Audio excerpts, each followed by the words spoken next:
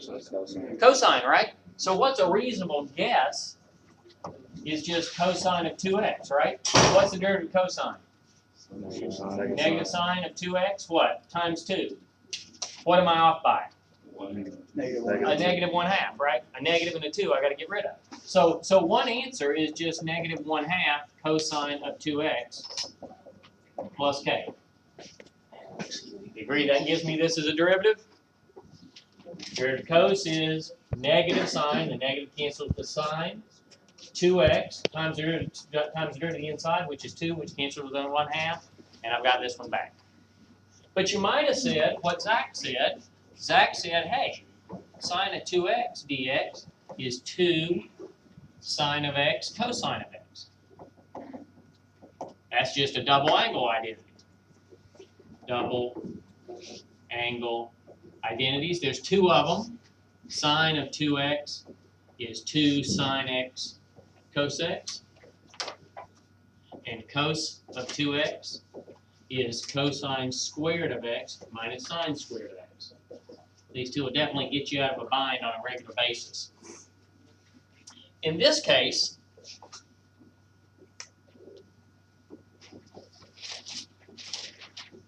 it has the advantage that it gets rid of the 2x, right?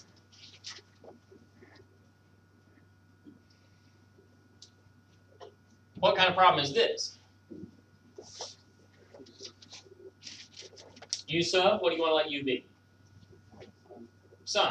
Perfectly good way to go. Let U be sine because the derivative of U is cos. You work through that, you go, let's see, that's sine squared of x plus k. So you did your U substitution. Let me check my math. Derivative of sine squared is going to be what? 2 sine x times the derivative of sine x, which is cosine x. Hey, that's what I have. Okay, now we have a problem. That doesn't look anything like that. So you worked it, and you called your buddy at home, and they worked it, and you say, well, I got sine squared x plus k, and your buddy says, well, I got negative 1/2 cosine 2x plus k. Who's wrong?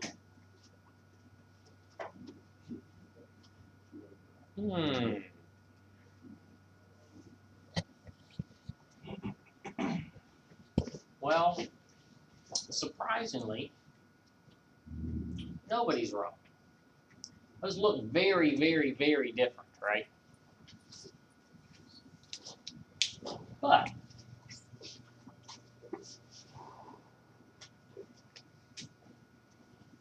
how did we do this problem? We used a double angle formula, right? This answer is a double angle, isn't it? So let's get rid of the double angle.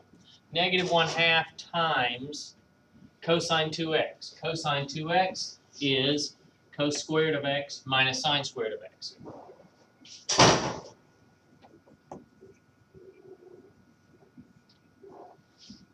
Still got a plus k out there. Better not pipe. Maybe I should put a plus c instead of k, because this constant might not be the same as that constant. They're just some constant. We don't know what they are. I mean, any real number. So now what's that? That's negative 1/2 cos squared of x minus a negative 1/2, so plus 1/2 sine squared of x plus c. I'm trying to get the sine squared, so how can I get the sine squared? Well, let's get rid of the cosine squared, right? What's cosine squared of x?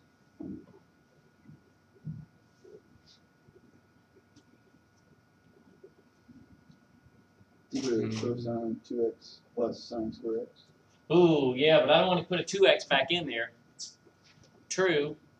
I want to just get it in terms of sine squared only, because I'm trying to get over this, right? Sine squared x plus a constant. Is it 1 minus sine squared? 1 minus sine squared, right? Pythagorean identity. Sine squared plus cos squared is 1. That's your Pythagorean identity. So cos squared is 1 minus sine squared, so I've got a negative 1/2 times 1 minus sine squared plus 1/2 sine squared of x plus c. Now I've got a negative 1/2 plus a half of sine squared plus another half of sine squared, plus a c, and what do I have? I've got a sine squared of x, plus a c minus a half. Well, that's just some constant, isn't it? This c could be any number, so c minus a half can be any number. So what do we have? Well, we're right there. The point is, your two antiderivatives can look totally different, and you can both adjust because they may be related via some trigonometric identity. You Is work that two.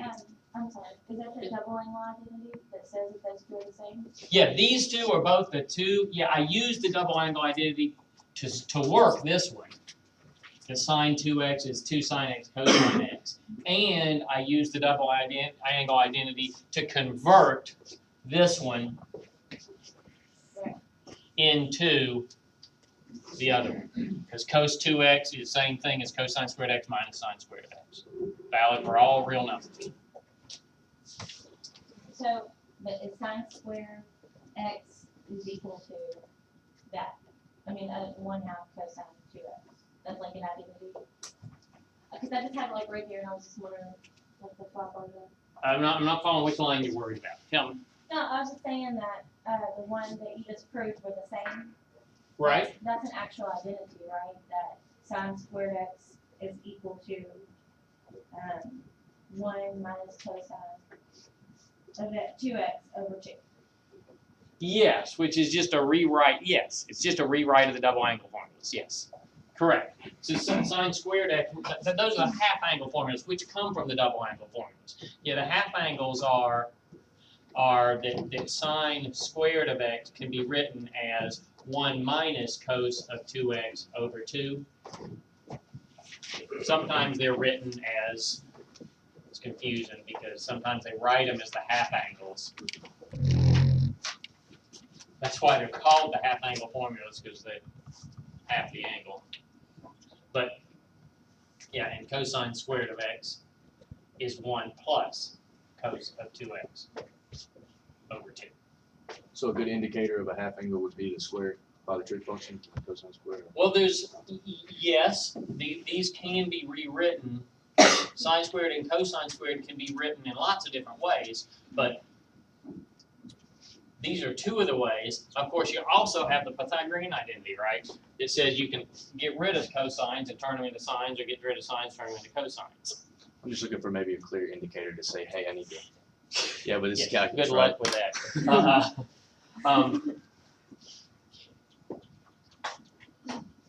Yeah, I think you'll see some basic patterns as you work through the trig integrals, but I don't think you'll see any 100% indicators. For example,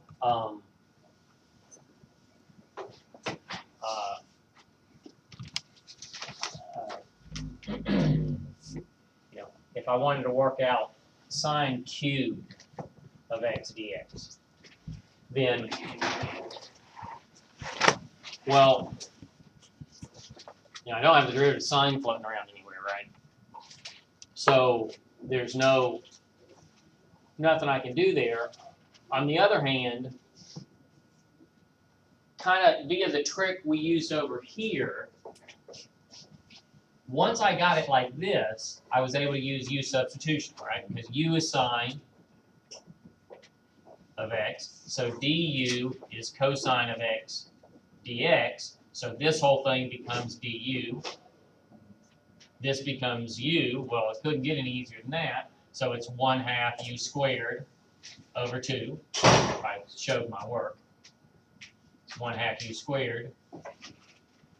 Well, but u, and then there's a times 2 out front, which is 2 times a half, that goes away, the u squared is the sine squared. Right? So if you have a sine and a cosine hanging around, that's good. So for example, if you could, anytime you can get the sine to the, 73rd power of x cosine of x, that's an easy problem, right? Because the derivative of sine is cosine. So this is just a 1 over 74 sine to the 74th of x plus k. Because 1 over 74 times 74 is 1 times sine to the 73 of x times the derivative of sine is cosine. So what you're always going to end up doing with these guys is trying to figure ways to get them into what I would call either a U sub or a reverse chain rule. So Dylan, as far as so clues. So now the clue is there's nothing I can do with that. So the first thing I ask is, do I know a trig identity for sign Q? I scan through my head. No, I don't. For you, that would be a shorter scan. But so I got to do something with it. What can you possibly do with something cubed? Break it down. Yeah, break it up in sine of x times sine squared of x dx. Now we got a chance because sine squared we can do all kinds of things with, right? There's a whole slew of identities we can throw at sine squared, but let's throw 1 minus cosine x at it. Right? Let's hit it with our Pythagorean identity. And now I have two easy integrals. Now I have two very easy integrals. I have the integral of sine of x dx, I'll break it into the two, minus the integral of cosine squared of x sine of x dx.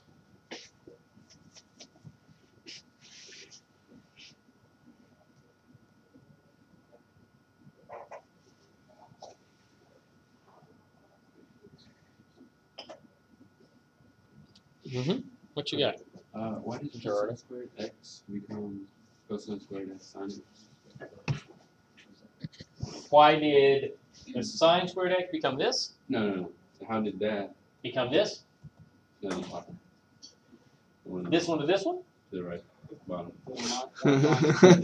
How did that? Getting warmer. Become cosine squared One x on the sine right x. at the bottom. This one? Yeah. Yes. Well, if I multiply sine x times 1, what do I get? Sine x. Sine x. If I multiply sine x times cosine squared of x, what do I get? Sine x cosine squared of x. I flipped them, Gerardo, because I'm looking at the u sub already in my head, right? Derivative of cosine is negative sine. So I'm already thinking in my head, this is my du. I don't actually think that way, but. So now I just think yes, but the derivative of cos is sine. And so I'm looking at this and I'm thinking this is a 1/3 cosine cubed of x plus k somehow. I may be off by a sign, but I don't think so. Negative 1/3 times 3 is 1. Cosine squared of x times root of cosine, which is negative sine, so my negative shows back up. So I'm good there. And this one is going to be negative cos x.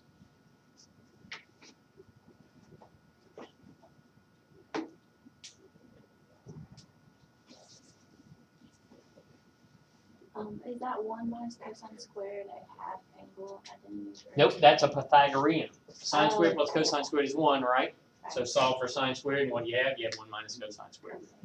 Now, I'm not working tangents and secants yet. We're working only on sines and cosines, but your Pythagorean identities, the same trick would work if I was looking at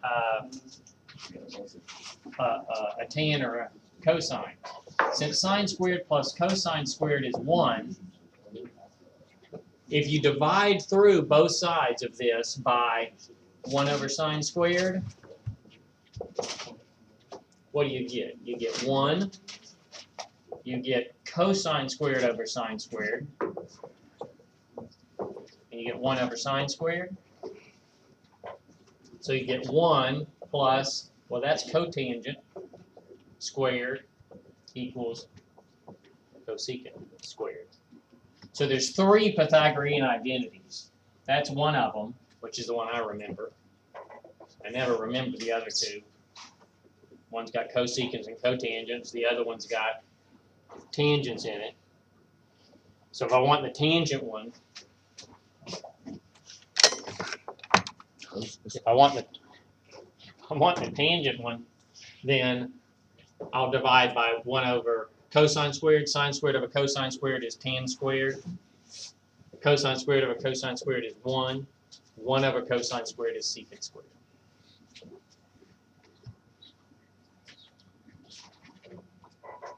So if this had been a tan cubed, or maybe a secant cubed, or a cotangent cubed or something, I might use one of these.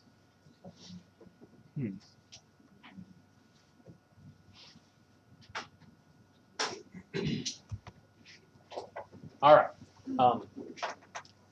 Questions, any of those? Yes, sir. For the third to the last step, Mhm. you did U sub? Here to here? Yeah. Mhm. You did U sub? Yeah, so for this one, let's just take that integral out and work it completely separately. The integral of cosine squared of x, sine of x, dx. Let u be cos x. Let du be negative sine of x, dx, right? So my integral becomes the integral of u squared, and then I guess negative du. So it becomes negative the integral of u squared du, which is negative 1/3 u cubed. So if I put down here, which is negative 1/3 cosine cubed, plus a k, plus a k. With me? Yes, sir. You good, Xavier? So now, put that 1/3 back in, a 1/3 cos cubed, but remember that this was negative and we had a negative in front of the integral, so they cancel. Uh-huh. Supposed to memorize all the trig stuff you just showed us? Yeah, you should memorize your trig identities. That's your alphabet of calculus. Yep. I wouldn't memorize these two because I think you can get them out of your head. I would memorize this one and how to get these two. But that's up to you. You can memorize all three, or you can just remember that one and say, divide through by sine squared. 1 plus cotangent squared equals secant squared, right? It's easier for me to derive them than it is to remember them. This one, I always can't remember which side the 1 goes on. Is it tan squared plus 1 is secant squared, or is it tan squared is secant squared plus 1? I don't know. That's right. I do memorize a handful of them. These take a little bit longer to derive, and the cosine of alpha plus betas, those take a long time to derive. But actually, if you remember these, you can usually figure those out.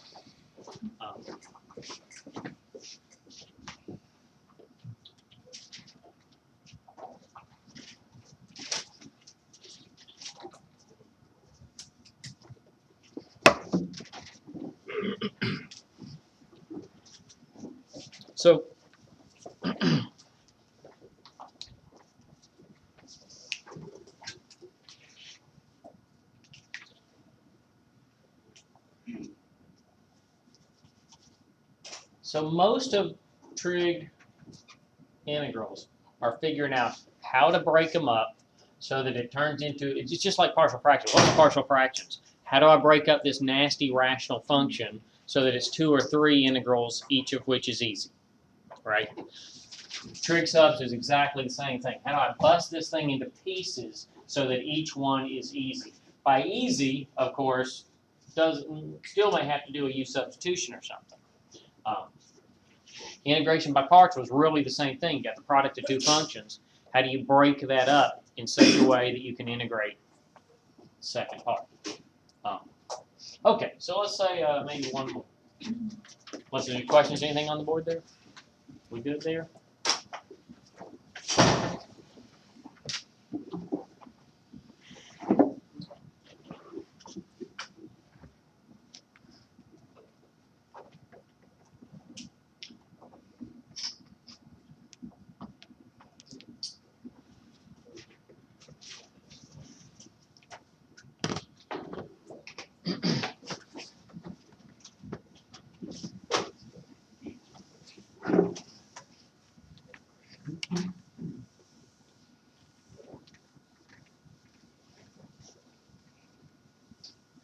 So if you have like the integral of sine squared, this is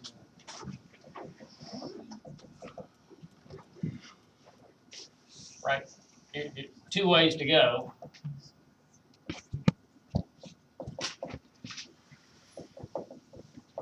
Right, it's that. But what can I do with either of those? Well, I mean, I could go the integral of sine x times, use the Pythagorean theorem and say it's the square root of 1 minus cosine squared of x. But the derivative of the inside is then 2 cosine x sine x, right? It's not just a sine x. But on a test, if you start here and you write this, it's correct mathematics, right? And you write this, it's correct mathematics. And then if you write, but the derivative of cosine squared of x is 2 cosine of x negative sine of x. So, I or Brandy will give you at least a point or two for pointing yourself in the right direction. You wrote valid mathematics. It doesn't work, but on a test with 6 or 8 integrals on it, you're probably not going to take the shortest path to each of them. So if you do correct mathematics, you'll get some credit. This is why I'm always preaching to you about those equal signs. Make sure that what you write is correct. This really does equal that. This really does equal that. I'm dead. But I did do correct mathematics. And you don't get anywhere if you don't try things. So that failed. But my teacher told me that there's a half angle formula. And I memorized it. And so this becomes 1 minus cos of 2x over 2 dx. And you can remember that the sign is the negative because sin is a sin. Sins are bad, right? Negatives are bad. Positives are good. That's how I always remembered which was which. 1/2 minus cosine of 2x over 2 dx. Do you have to use the half angle formula to do that? I never say you have to do it. It's the only way I know to do this one. I don't know a better way to get the integral of sine squared. I don't know another way to get it. But now I do have 2 easy problems. I have 1/2. Let's just write it down. Let's just live dangerously. It's going to be sine 2x, right? I'm going to multiply by 2. I need a half. Better be a fourth. Right, derivative of 1/2 x is 1/2. Derivative of this is 1/4 cosine of 2x times 2. It's negative 1/4 times cosine 2x times 2, which is negative 1/2 cosine 2x.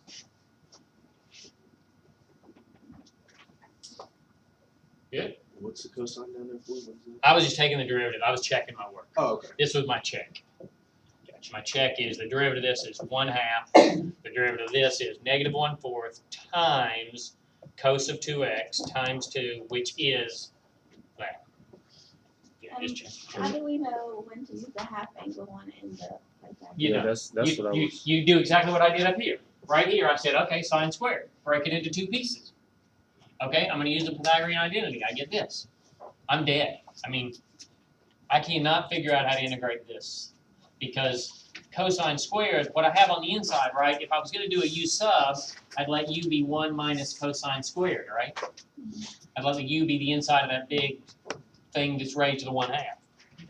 And then du would be negative 2 cos times the root of cos is negative sine, so it would be plus 2 cos sine dx. You with me? Okay, this is not helping me. This is not looking good. I've got the integral of the square root of u, but dx, sine x dx, that's good. But this cosine, I don't know what I'm going to do with it. You see?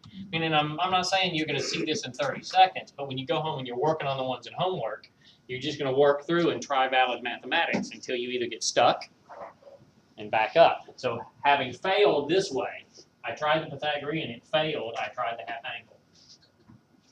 Can you show your steps on this slide? Sure. You with me to here? Yes. Okay. Then what I'm doing is just breaking it into 2 integrals in my head.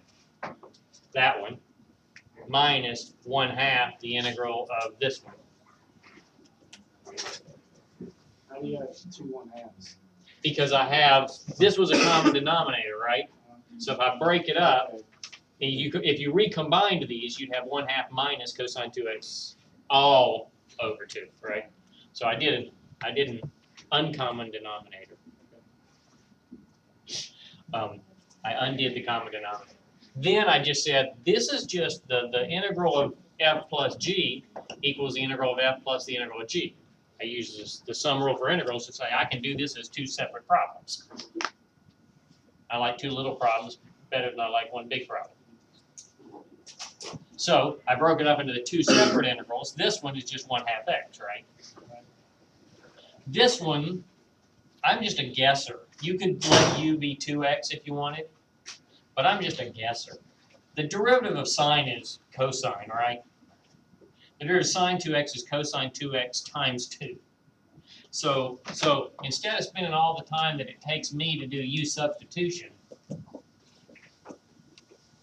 I'm much faster to do in my head the following. Y is cosine of 2x. That's my guess. I'm just taking a wild guess as what I think. Oops, a lousy guess. I'm taking a guess as to what I think the antiderivative is. Now I'm going to take the derivative of that and say I get cosine of 2x times 2. What I want is times 2, so I put a half out in front of this, which puts a half in front of this. And so those cancel, and I have what I wanted, right? Now, this is this. So now I have 1/2 x, came from that one. And this one is a minus 1/2 times my guess, which is 1/2 sine of 2x, all plus k. So that's why I got the minus 1/4 that I had before. Make sense? Yeah, don't ever hesitate to slow me down. You taught it for 20 years, you'd go too fast too. I'm still not really understanding why you use the half angle. As like, could you just say, using the Pythagorean theorem, 1 minus cosine squared instead of using the half angle formula? Yeah, absolutely. No, more valid mathematics. Another good try that's going to pay. But another good try. Yes, you could. You could say, hey, in fact, I used to do this all the time when I took calculus first time. I remember going around in circles many a time. Here I am. I've got sine squared of x dx. I remember the Pythagorean theorem. I proved to my teacher I know it and that I respect the equal signs by writing this. Then I go, woohoo! That's the integral of 1. I got one integral I can do. Now I got cosine squared of x over here. So I've got x minus the integral of cosine squared of x dx. What would you like me to do with that? I see where this is going. Well, let's do the sine. 1 minus sine squared. Uh-oh. Now we've turned it all the way back to sine, the integral of sine squared again, right? I'm not picking on you. You know, I wouldn't pick on you except you're a Marine. I think you get mad enough at me. Just snap it. Ah, calculus over. Okay. Calculus over. I like these. Yes, Andrea. What are the, one that was complete, why are there 2 minus 1 half, 1 half sine of 2x right in front of your face? Yeah.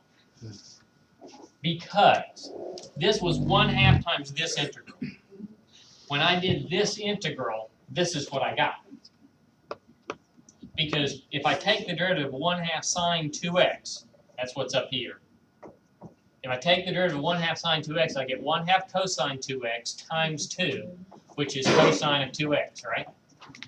So this is this integral, but there's a half in front of it.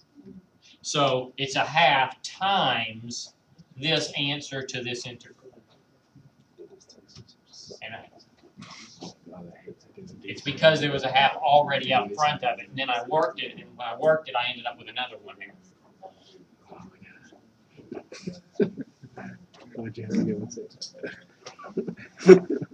Other questions?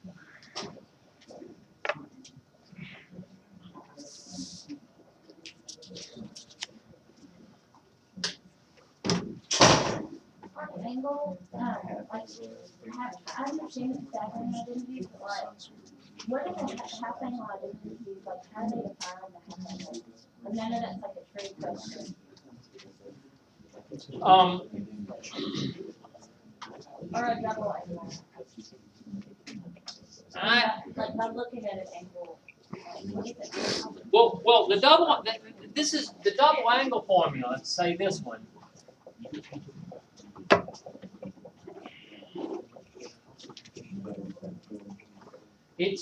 It's called the double angle formula because it's twice the angle, right? X represents an angle, so it gets the name just from the fact that the left-hand side has a double angle in it. But all it means is that if X is any angle, or in other words, a real number, right? Then the sine of twice that number equals this. So if you write down sine of 60, it's equal to twice the sine of 30 times the cosine of 30. That's all it means. That's valid for every number X you plug in. I don't care what number X you pick. Sine of twice that number is equal to twice sine of that number times cosine of that number. That's all it means. That's all any of them mean. It's just this equal sign says you pick your favorite angle over here, sine of 45 degrees squared will equal what you get if you plug in your calculator, 1 minus the cosine of 90 degrees and divide that by 2. So anytime you see something that's on the left-hand side, you don't like it, you can replace it by what's on the right-hand side there, because they are equal. And there are times where you must do that, and if you don't, you're just in big trouble. Like the one here, because you tried a Pythagorean identity and just ran us around in a circle.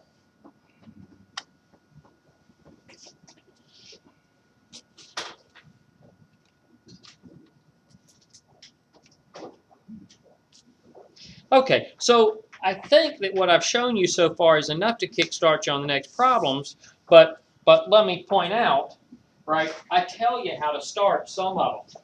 Like I tell you on the integral of cosine cubed, do it like I just did sine. Bust it into the two pieces, right, and apply the Pythagorean. And for cosine to the fifth, I tell you to bust it into cosine to the fourth times cosine. And that leads you into figuring out how to do a pattern for any of the odd powers. And so, you know, Dylan was asking for patterns. So one of the patterns you'll see is like, if you see sine to the fourth of x, you really are still stuck with the half angle identities. But this is sine squared. Why are you stuck with that? Because if you do sine cubed times sine, well, this is not the derivative of that, is it? And the sine is cosine. So this can't be just like 1/4 sine to the fourth, because you don't have its derivative over here. So that's death.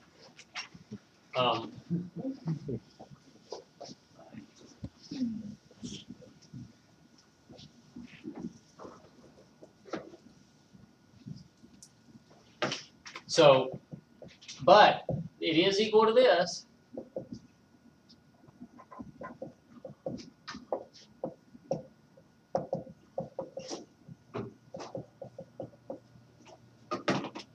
Right?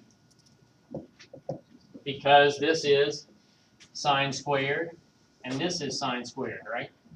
By the half angle identity. Now that doesn't finish the problem because you still have to multiply everything through, and now you've got 4 integrals. Well, 3 integrals if you know how to combine like terms. First times first, outside is outside, inside is inside, last times last. And you got more work to do. But you see an even power half angle. You see an odd power, you think Pythagorean. Did you have to write it like that? I mean, could you just write it as 1 minus cosine of 50 over 2? You can, absolutely. Yep, and then you could factor the whole half out front, right? Yeah, any valid algebra you do is valid. You could definitely have written this as 1 minus cosine of 2x over 2 times 1 minus cosine of 2x over 2. And then if you think about it, you can pull 1/4 out front.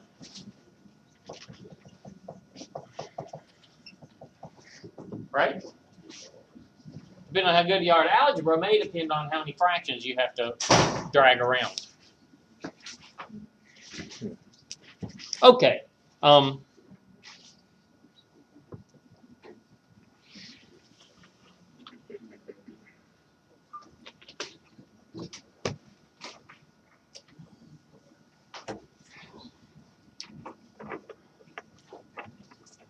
Well, let me do one more because it'll be more practice on these sines and cosines. And I think we can do this one 2 different ways. Another example to show you 2 different ways.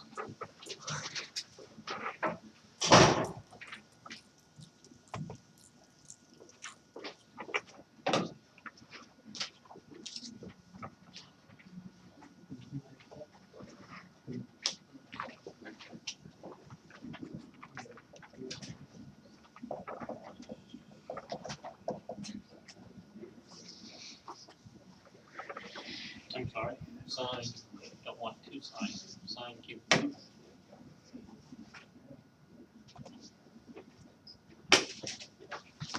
So, I already showed you one way to do this one, right? We integrated it by doing the integral of sine of x times sine squared of x, which is the integral of sine of x times 1 minus cosine squared of x dx. Well, another way to tackle it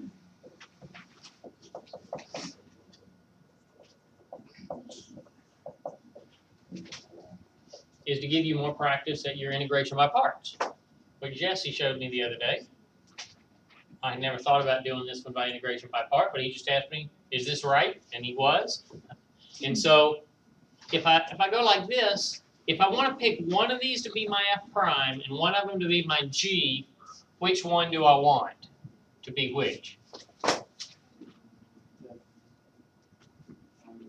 I need my f prime to be something I can find the antiderivative of easily, right? So which one should it be, sine or sine squared? Sine. Sine. Sine squared is hard to find the antiderivative of, right? That's a half angle identity we had to do. So we're going to make this one my f prime, and this one my g. And now I have to go over here and say, okay,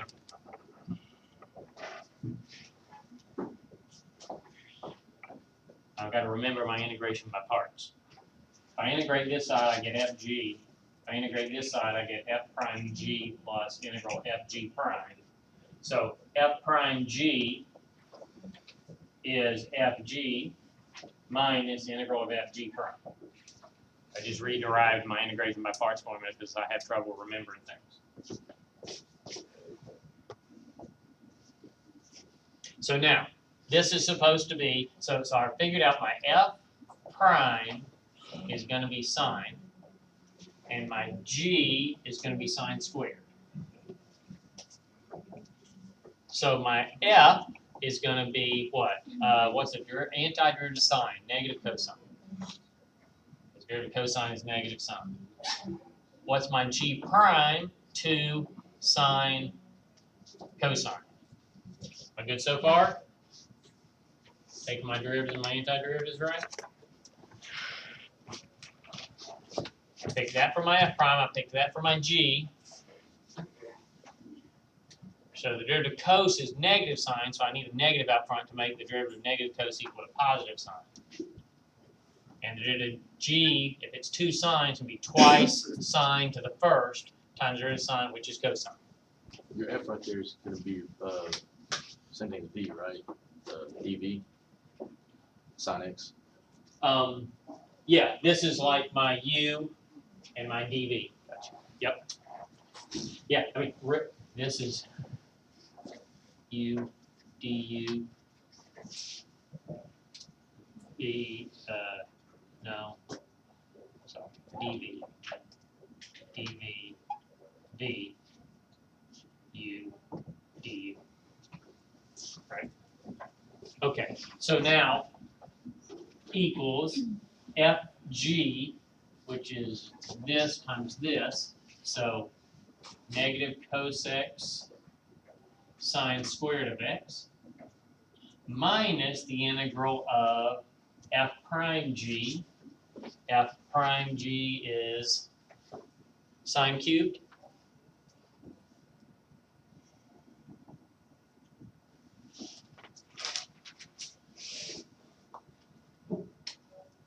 Good so far?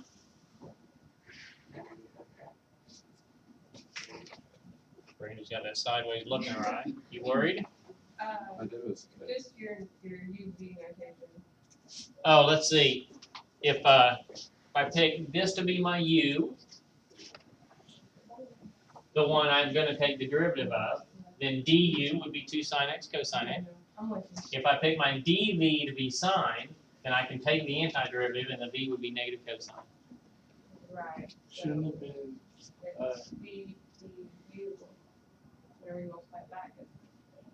So it should be, in the last part, shouldn't it be FG sine, or 2 sine cosine and sine squared? Or So- no, 2 sine cosine and negative cosine. VDU.